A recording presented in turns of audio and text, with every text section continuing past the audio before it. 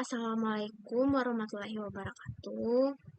Perkenalkan, nama saya Natasha Julianti dengan NPM A1A02229.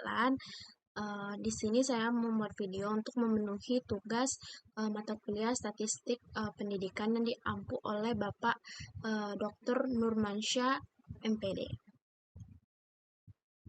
Mungkin materi yang akan saya jelaskan yaitu analisis varian satu jalan dengan menggunakan SPSS dan manual. Di sini saya mengambil judul efektivitas metode inquiry A1, metode penemuan dan metode penugasan A3, dan metode ekspositori, kemampuan menulis teks eksplanasi siswa SMA Negeri 4 Kota Bengkulu. Nah, sebelum itu di sini ada 4, yaitu A1, A2, A3, dan A4, yaitu yang dimana data-datanya seperti yang di sini ada 20 data setiap A1, A2, A3, dan A4. Di sini kita pertama menggunakan SPSS, yang dimana langkah-langkahnya itu untuk menganalisis data menggunakan SPSS yaitu kita buka program SPSS, klik variable view, nanti akan tampil seperti di layar. Kemudian selanjutnya pada bagian name tulis metode dan kemampuan menulis. Yang pada name ini kita tulis metode dan kemampuan menulis. Pada desimal kan pada mulanya itu angkanya itu 2, kita ganti menjadi 0. Pada bagian label metode, kita ganti, pada label ini kita ganti metode dan kemampuan menulis. Selanjutnya itu nanti setelah itu kita klik data view. Ini ada data view, lalu masukkan data metode dan kemampuan menulis yang sudah dipersiapkan tadi, tampak di layar SPSS seperti gambar di atas ini. Metode itu kita setiap yang A1 tadi kita tulis itu 1. Dan kemampuannya kita masukkan semua datanya. Untuk yang 2 ini untuk A2 dan seterusnya. Nah, setelah itu, setelah kita masukkan data tadi, selanjutnya kita pilih analis. Di analis ini kita pilih comparements dan one way ANOVA. Nah, setelah itu muncullah selanjutnya seperti ini. Pindahkan kemampuan menulis ini ke dependent list dan dipindahkan metode ke faktor.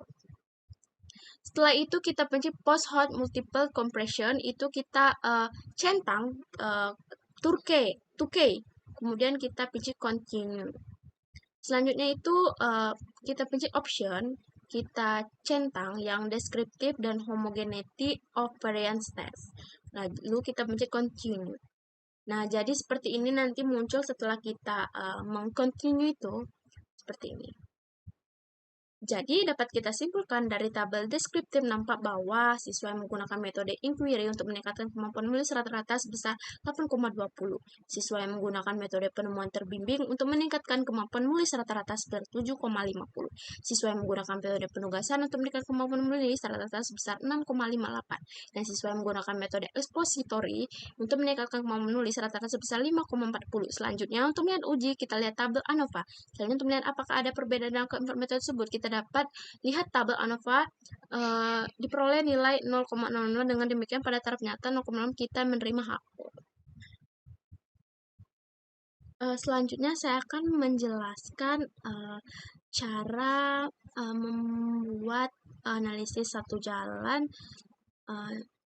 dengan menggunakan manual. Yang pertama itu kita pertama-tama harus membuat hipotesis penelitian, yang dimana kalau HO tidak ada perbedaan terhadap kemampuan menulis siswa terhadap metode inquiry, metode penemuan terbimbing, metode penugasan, dan metode expository. Jika HI ada perbedaan terhadap kemampuan menulis inquiry, metode penemuan terbimbing, metode penugasan, dan metode expository. Nah, ini dia 2, kita membuat hipotesis statistik, bisa dilihat di sini. Yang ketiga itu menentukan taraf signifan, yang dimana taraf signifikasi yaitu A sama dengan 0,05.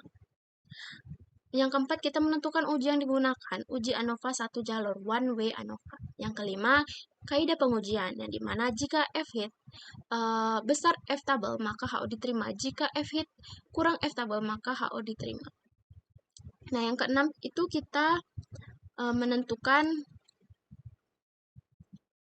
F hit dan F tabel, yang dimana ini kita masukkan data X1, ini datanya ada 20, kita masukkan X2, dan X3, X4, lalu kita jumlahkan, kita rata-ratakan. X1 ini rata-ratanya 164, X2 135, X3 125, X4 108. Yang dimana setelah itu kita kuadratkan. X1 ini 9 kuadrat 2 itu kan 81. Seterusnya X2 juga dikuadratkan, X3 juga, dan X4 juga. Yang dimana rata-rata dari ini 1352, 119, 837, 596. Selanjutnya yaitu kita masukkan rumus ya.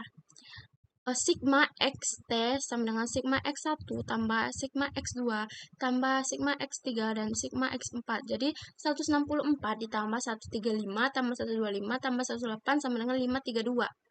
Selanjutnya itu kita tambahkan tadi yang X1 kuadrat, yaitu 1352 tambah 119 tambah 837 tambah 596 ditambah 38, jadi jumlahnya 3804.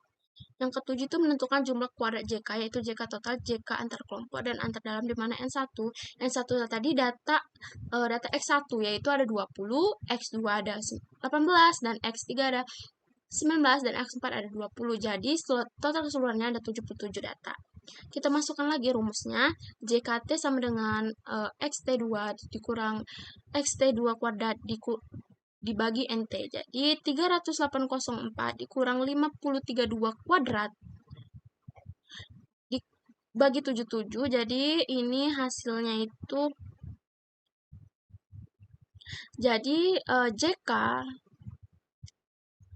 JKA sama dengan 164 kuadrat dikurang 20 tambah 135 kuadrat dikurang 20 ditambah 125 kuadrat dikurang 20 tambah 1082 dibagi 20 dikurang 532 2 kuadrat dibagi 77. Jadi hasilnya ini kita bisa lihat 55,13636. Setelah itu kita masukkan lagi JKD sama dengan JKT sama JKA sama dengan 295 dikurang 55,13639. Jadi 7386364. Jadi di sini guys hasilnya itu 129 ya guys. Yang udah tuh mencari nilai derajat bebas, yang dimana DKT sama dengan NT kurang 1 sama dengan NT tadi jumlah seluruhan data itu ada 77 dikurang 1 yaitu 76. DKA itu K sama dengan 1. Itu berapa jumlah X1 tadi kan ada 4, itu 4 kurang 1 jadi 3. Jadi DKT dikurang DKA sama dengan 76 kali 3 sama dengan 73. Yang ke-9 itu menentukan nilai variasi, yang dimana var D JKD dibagi DKD sama dengan 73,86364 dibagi 73 sama dengan 1,011831. Kemudian mencari var A, yang mana JKA dibagi DKA.